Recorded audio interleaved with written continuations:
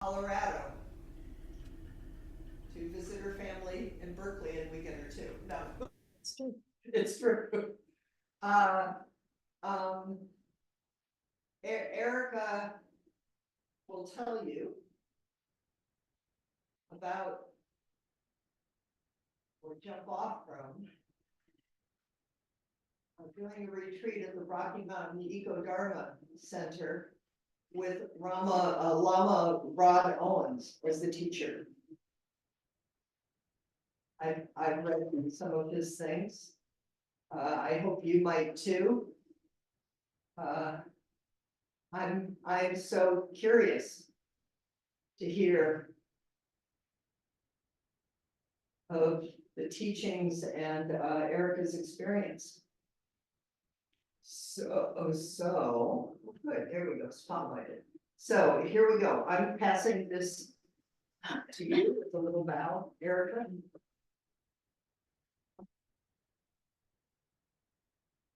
So, is this good? That? Oh, here we got. Oh, we've got a green Tara up there. Wait. All right, so. All right, we'll start with the short lecture chant. And talk loud. Am I speaking up enough that everyone can hear? Can you hear? Great, okay. Thank you, everyone, for your attention. All right.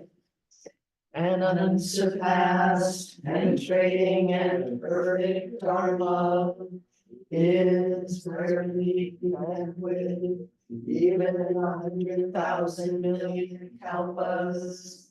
Having it to see and listen to remember and accept. I vow to taste the truth of the Tathagata's words. All right, so again, thank you. This is exciting to be here. And yes, it was a couple of weeks ago. I attended a retreat in Colorado, in the Rocky Mountains, the Rocky Mountain Eco Dharma Retreat Center. And it was Lama Rod Owens, who's written a few books. The latest one, and the one that was this retreat was based, kind of based on, was called The New Saints. And it's the new saints, what does he say? From fear. Oh, yeah, I think from fear to being a spiritual warrior, basically. So, and Lama Rod is in the Vajrayana tradition, in the Tibetan tradition. He did a 3-year, 3-month, 3-day traditional retreat, and then was given permission to teach, and then has also pursued other traditions, like drawn from indigenous culture here in the United States. And he describes himself as a Black Buddhist Southern Queen.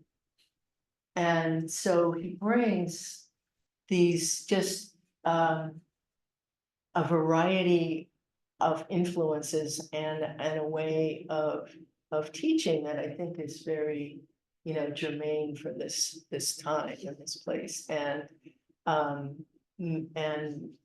using skillful means, it's accessible, I think, to more people. The retreat had quite a lot of younger people and persons of color and LGBTQ and BIPOC, and it was very refreshing. It was very wide open. So, what is a new saint? I guess is the initial question. What is he saying? New saint. So it's basically the Bodhisattva. So, and he describes a new saint as someone who cares enough about themselves and the world and those people around him, her, that that we're willing to put in the work and the practice to liberate ourselves and everyone. So it's the bodhisattva ideal of um, dedicating oneself, offering oneself to the liberation of all beings. And I think he, he uses the term liberation quite a bit, and getting freedom quite a bit. And I do think this comes out of the African American experience of needing to get free. And also all of our personal experiences of needing to get free. And in terms of the, say, eco-dharma aspect of it, we did a number of meditations that were about connecting to the land, connecting to nature, seeing the natural world as alive. Chris talks about this often, it's alive, everything is alive. And I think that we, in our industrial Western culture, as we became more and more involved in scientific method, and we have to see it to prove it, we've lost our connections, a lot of our connections to the unseen world.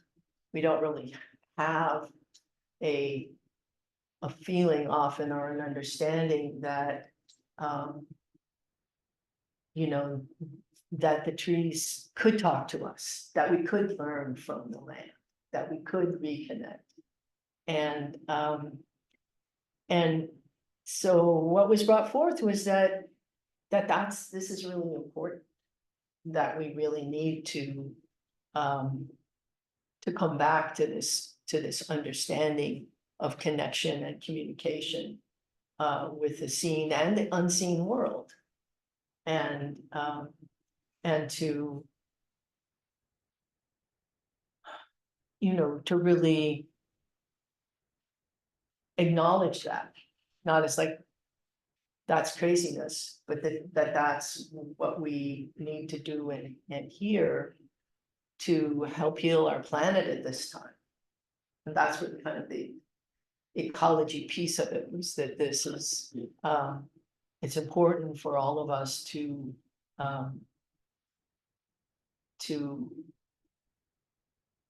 thank our house when we come in, to ask the land for permission to walk on it, to have gratitude for the trees and the natural world, and to be in communication with it. Eckhart Tolle also talks about this, of how in nature and being in nature, one can feel more of the expanse. It's easier, say, to feel more of the expansiveness of our greater consciousness, that we can experience ourselves as interconnected with everything more easily in the natural world. And another piece that I was interested in was, we always, in the Bible, there's that piece about that man has dominion over the land and the earth and the trees, and it's a long passage. And so I asked a Christian theologian friend of mine, how can you recite that still, knowing that so much hurt came out of it from the doctrine of discovery that said that, Christians could, kill and rob anybody who wasn't Christian, basically. And she said, well, dominion in the Hebrew, in the old text, dominion really meant responsibility for, connection with, not power over, but power with. And that's a piece that we've lost, that we need to find, we need to remember for ourselves. And in Hopi, I had the chance as a teenager to go to Hopi Nation and receive teaching from an elder about planting corn. And um, he said, you know, it doesn't rain a lot here. We don't have irrigation. We plant this corn, he had a little planting stick. And you just, you know, scratch a hole in the, you know, looked like sand to me.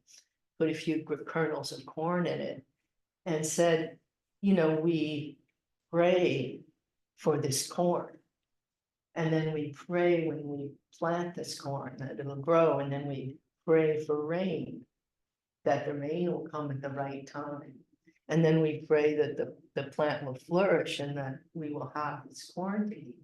And so he said, and so our whole life is a prayer.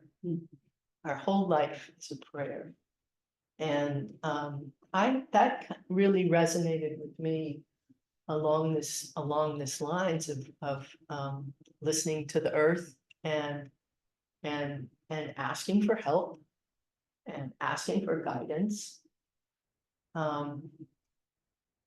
from, you know, from the natural world and the seen and unseen, you know, and that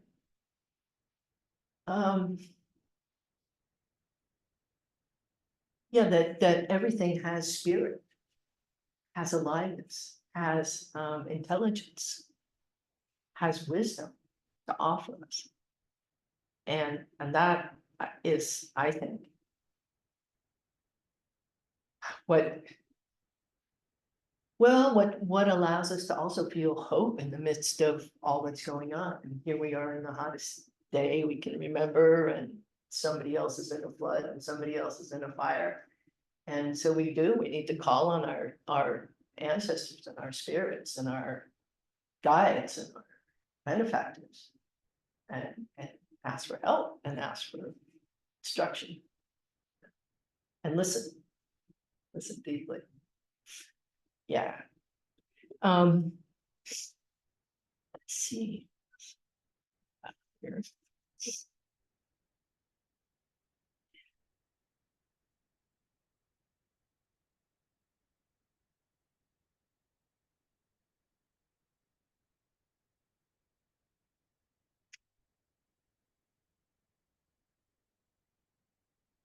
Oh, yeah, I just saw a piece on Maya Angelou's, the author, poet, and, you know, activist.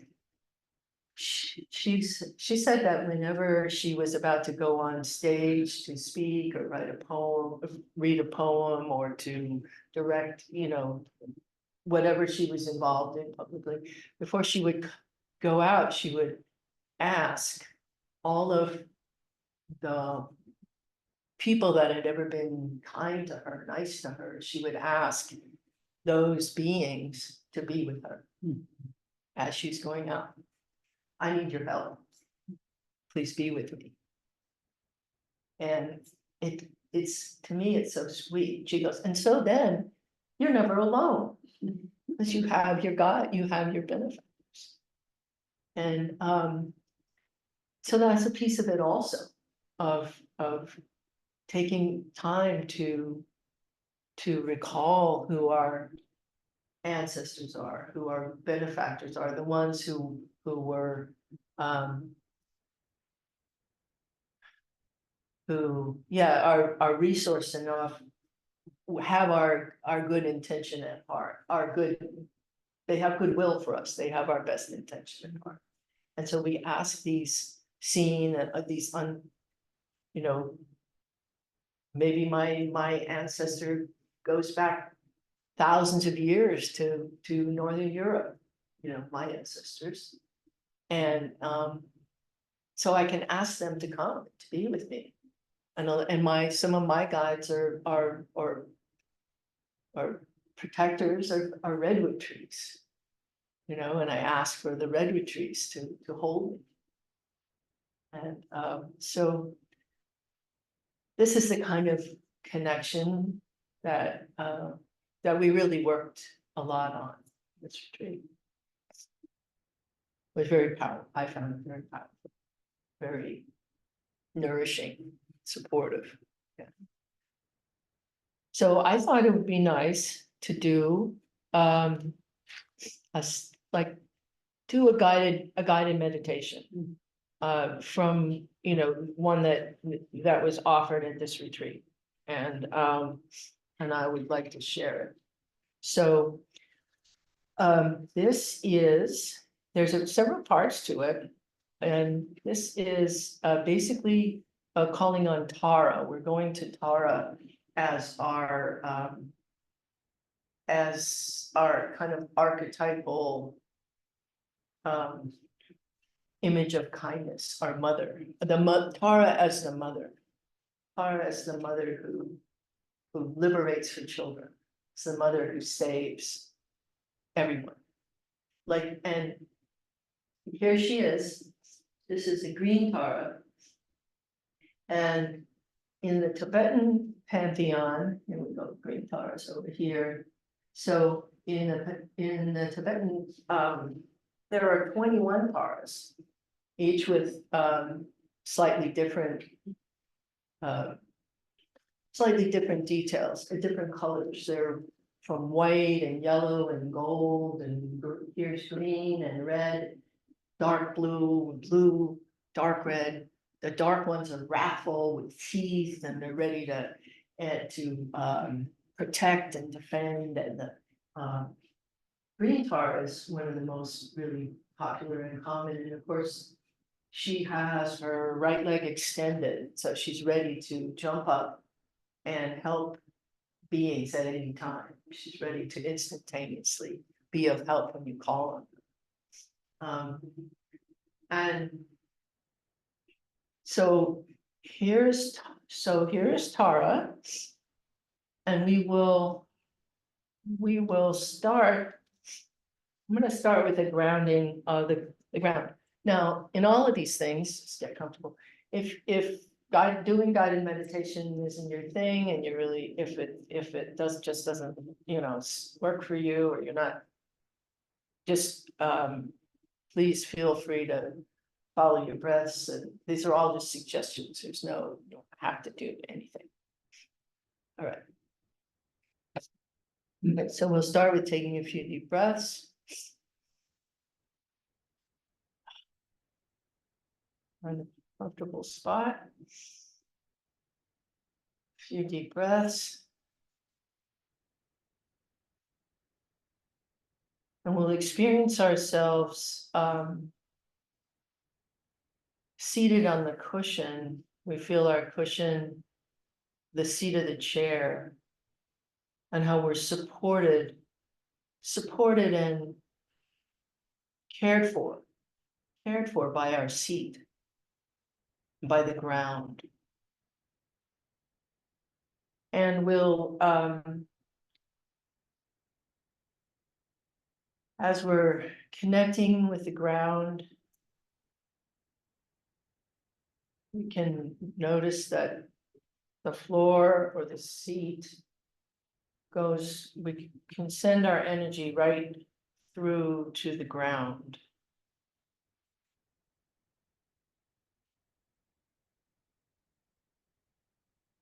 You can even send roots out through our feet, through our seat, through our root chakra. You can go down into the ground.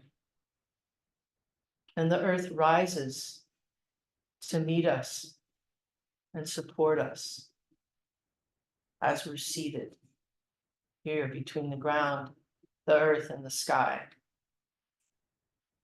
And the earth rises to care for us, lovingly to care for us.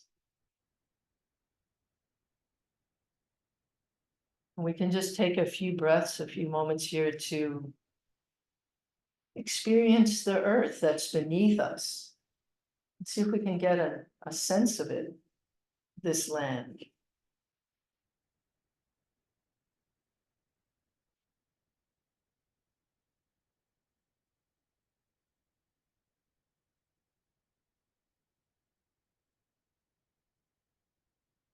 We can allow our consciousness, our imagination, if you will, our active, creative imagination to feel this land and to maybe even ask it what it needs.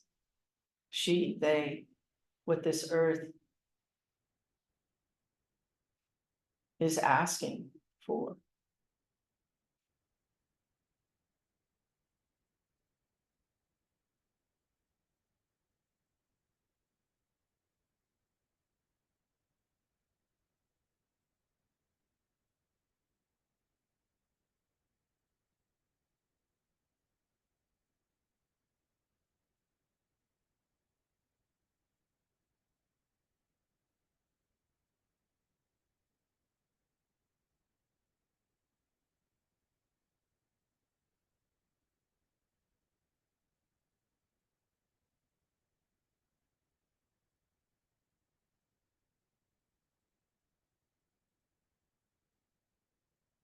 And we can offer gratitude and well-wishing and know that the earth loves us. We love the earth and the earth loves us back. Cares for us, offers us food and plants and animals, all of these things. So with deep gratitude, we are seated on the earth.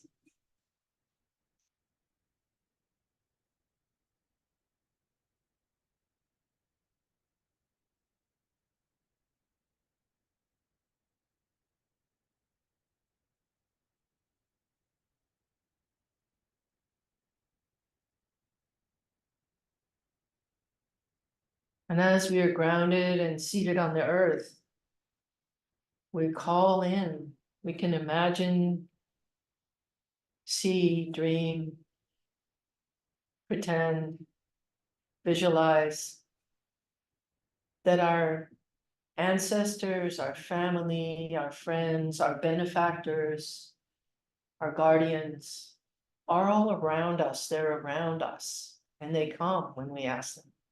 And we say, please come and help us. Help us.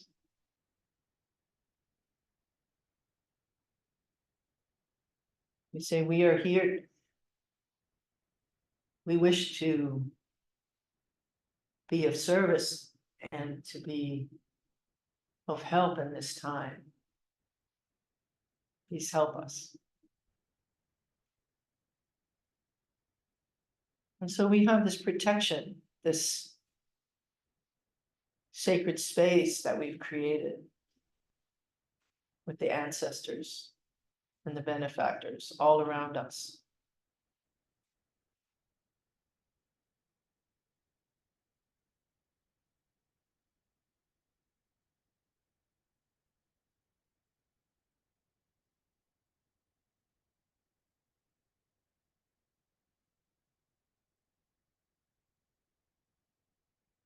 And even if we don't see them as individual images or beings, maybe we see this all in terms of color, feeling, a coolness, a warmth. However it comes to us is fine. Perfect for us in this moment. And then in the space before us, we see Ma Tara, the Mother Tara. And we can really see Tara. This is our Tara embodying divine love, embodying the essential nature. And so Tara may look to us, we can each find whatever image of ultimate kindness comes to us. Maybe Tara looks like the green Tara here. Maybe she looks like, they look like the thousand-armed Canon, or Kuan Yin. Kuan Yin riding a dragon, pouring a vase of water into the ocean. maybe our ultimate kindness looks like Mother Mary. Looks like the dark, or looks like the dark mother, the Prajnaparamita. Or the deep ocean. And however we see Tara, we call out to her. And so this is the kind of the invocation mantra for Tara. And you could sing along if you like, hum along, and or just maintain your image and idea of this. So it goes. Om Tara Soha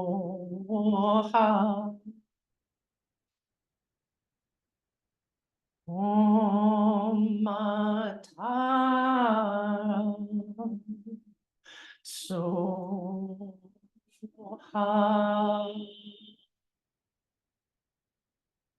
Om Tara Soha. And we're calling her with great longing.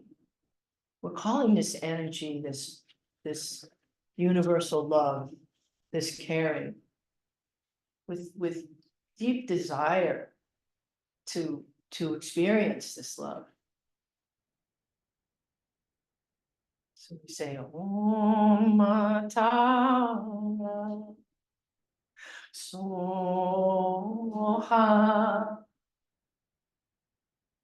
Om Tara Soha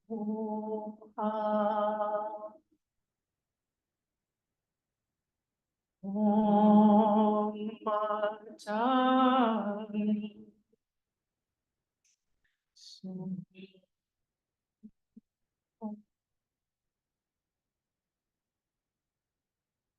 Called her, called them, and they're here before us. And then we visualize, imagine, feel that pure energy, loving kindness, love, energy, we become that. We become the Tara. And we pull her into our being. And now we feel we are this Tara. We are this energy. We are this divine essence.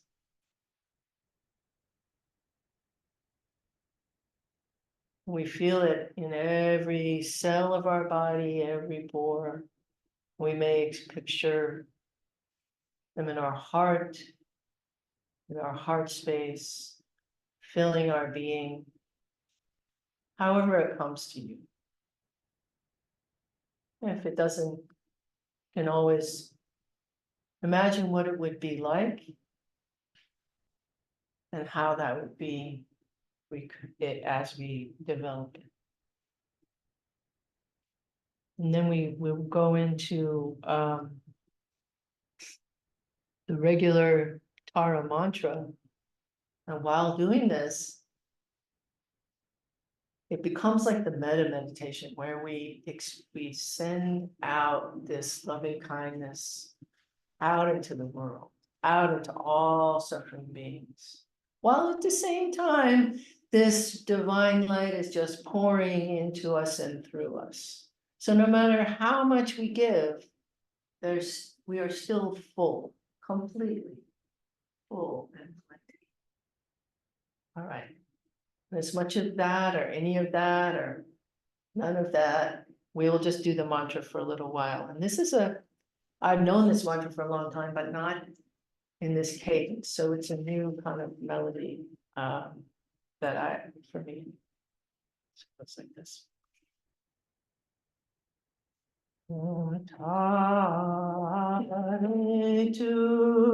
Tare tu, so how tare tu, tare tu. So how tare tu, tare tu. So how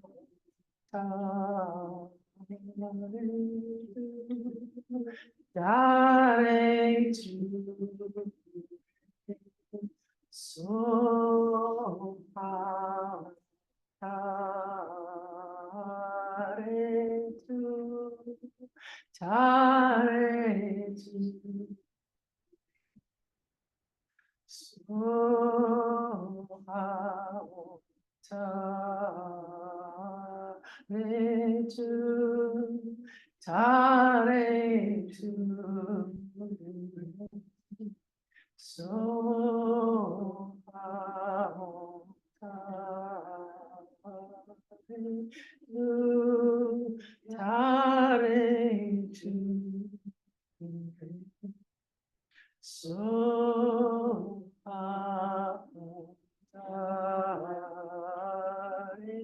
tu, tare tu. So how tare tu, tare tu. So how tare tu, tare tu. So how tare tu, tare tu. So how tare tu, tare tu. So how tare tu, tare tu. So tare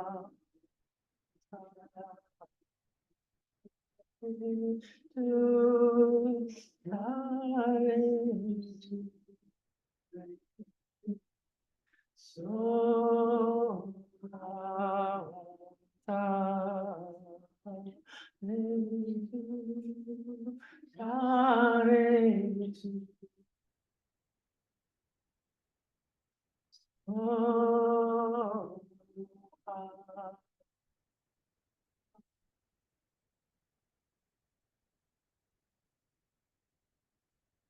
now,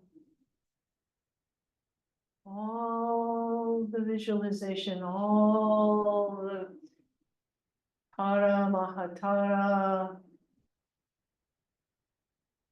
everything dissolves into pure light, into our heart space. We bring it all into pure light, clear light, into our heart space. And then we rest in awareness, spacious awareness. So we'll just sit in spacious awareness.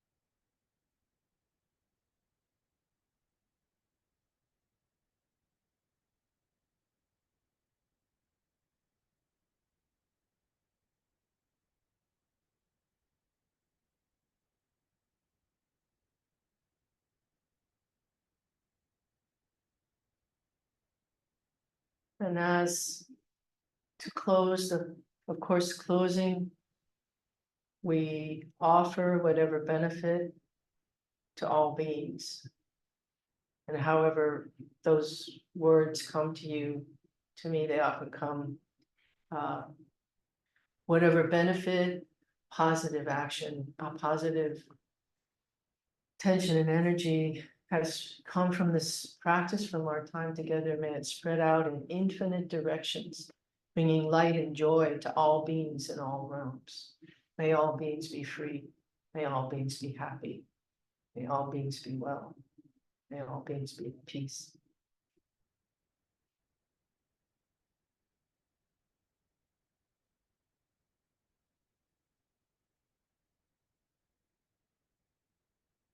You.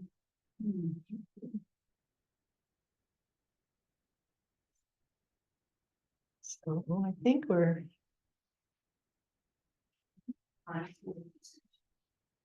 Maybe we have some discussion time, so you can do groups.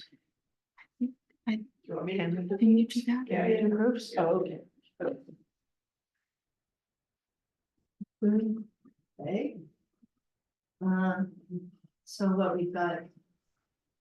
You wanna do groups of 2 or 3? I say groups of 2 because we've only got, Only got a couple of minutes. yeah. Okay, so my question would be, well, how was that for you? And also I'm just curious, like what, if any image, what image of ultimate kindness? Like what was your touchstone for that feeling of loving kindness, if one did? Or anything else you want to talk about? Thank you. So you can just turn to somebody near you. Yeah.